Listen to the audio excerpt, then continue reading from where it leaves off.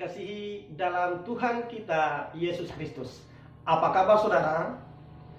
Saya yakin sungguh saudara dan saya ada di dalam sebuah sukacita besar, karena sebab di hari ini kita mengalami satu kemenangan besar bersama-sama dengan Tuhan kita Yesus Kristus. Selamat Paskah saudaraku. Tuhan Yesus memberkati. Saudara yang dikasihi, kita mengalami satu kemenangan disebabkan karena pengorbanan Yesus.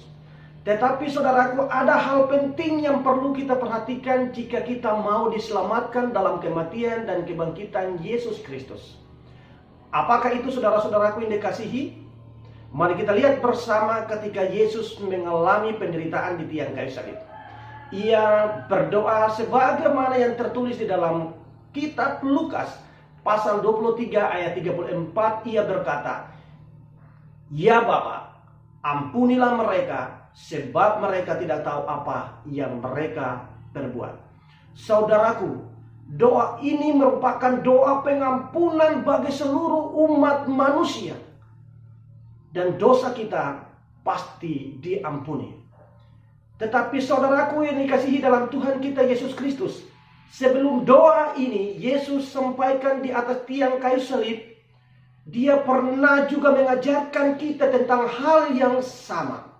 Nah, untuk itu saudara-saudaraku yang dikasihi dalam Tuhan kita Yesus Kristus, seseorang yang mengikuti Yesus Kristus dengan setia seperti saudara dan saya, jika tidak melakukan hal ini, maka saudara dan saya setiap tahun kita merayakan Paskah.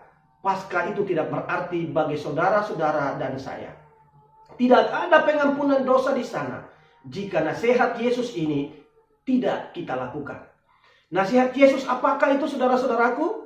Mari saya mengajak saudara untuk melihat beberapa ayat-ayat Alkitab yang sekiranya ketika kita perhatikan dengan baik, maka saudara dan saya akan masuk di dalam penyelamatan besar dalam kematian dan kebangkitan Yesus Kristus. Kita akan mendapatkan pengampunan sesungguhnya dari Kristus Yesus dalam kematian dan kebangkitannya apabila ini yang kita lakukan. Saya mengajak kita semua untuk memperhatikan beberapa ayat penting, ayat kunci yang merupakan proses kemenangan kita bersama-sama dengan Kristus Yesus dalam kematian dan kebangkitannya. Pertama, Matius 5 ayat 44. Di sana Yesus mengajarkan kita seperti ini. "Aku berkata kepadamu, kasihilah musuhmu dan berdoalah bagi mereka yang menganiaya kamu." Saudaraku, ajaran Yesus ini jika kita perhatikan sangat besar pengaruhnya bagi kehidupan saudara dan saya. Pengampunan dosa bukan sekedar bagi orang-orang terdekat kita, tetapi pengampunan dosa akan mendunia. Berarti orang-orang Kristen yang ada di dalam Kristus Yesus mempelopori kedamaian dunia ini. Karena saudaraku yang dikasihi, bayangkan saudara-saudara, jika kita orang-orang percaya di dalam Kristus Yesus melakukan saja satu ayat ini, maka kita membayangkan bagaimana damainya dunia ini. Saya ulangi lagi saudaraku. Jika saudara-saudara dan saya mengikuti ajaran Yesus Kristus ini untuk mengasihi musuh dan berdoalah bagi mereka yang menganiaya kamu dan saya, maka bayangkanlah kedamaian dunia ini yang diciptakan oleh anak-anak Tuhan. Untuk itu saudara-saudaraku yang dikasihi dalam Tuhan kita Yesus Kristus, ajaran Yesus Kristus ini harus kita lakukan demi untuk mendamaikan dunia.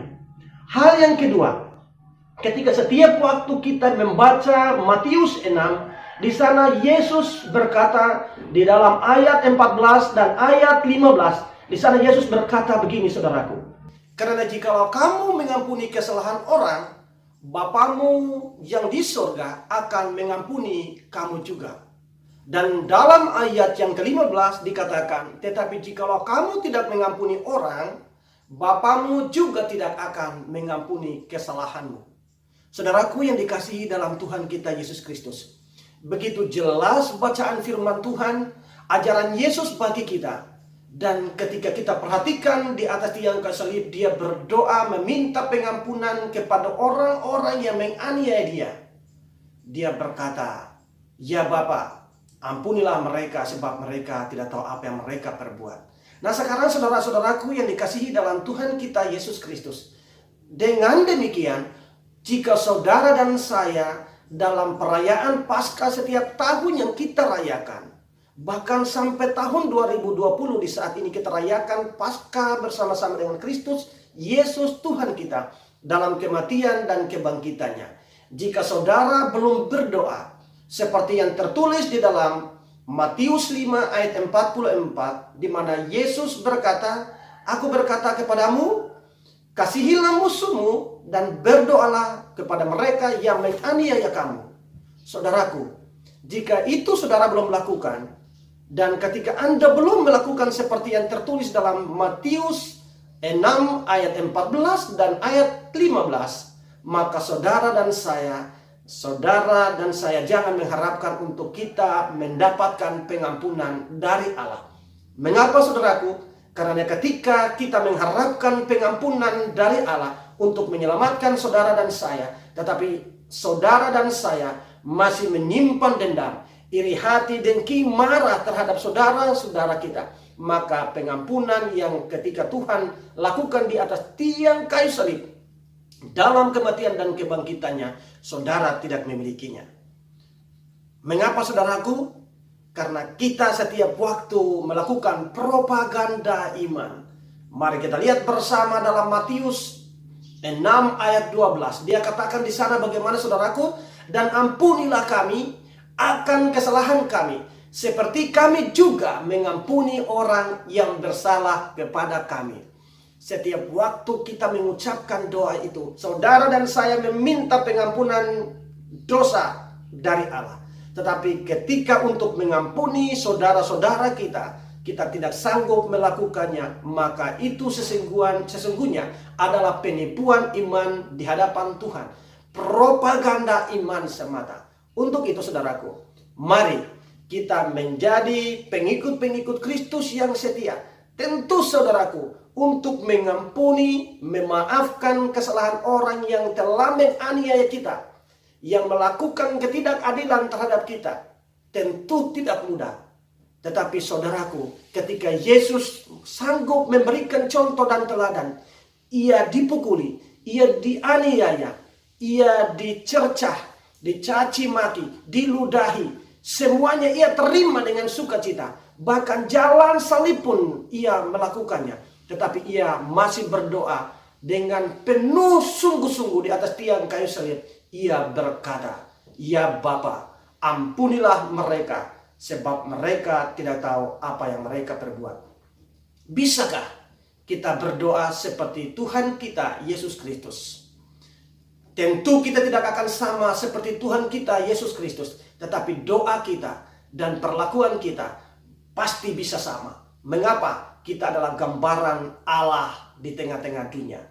Mari kita sama-sama berdoa. "Ya Bapa, ampunilah mereka yang telah menganiaya saya, yang telah memfitnah saya, yang telah melakukan ketidakadilan kepada saya dalam kehidupan saya."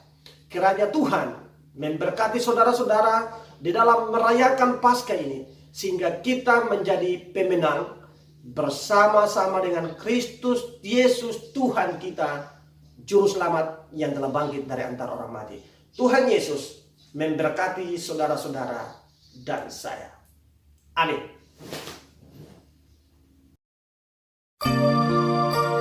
Yesus, kasih-Mu yang sempurna kini nyata di dalam hidupku.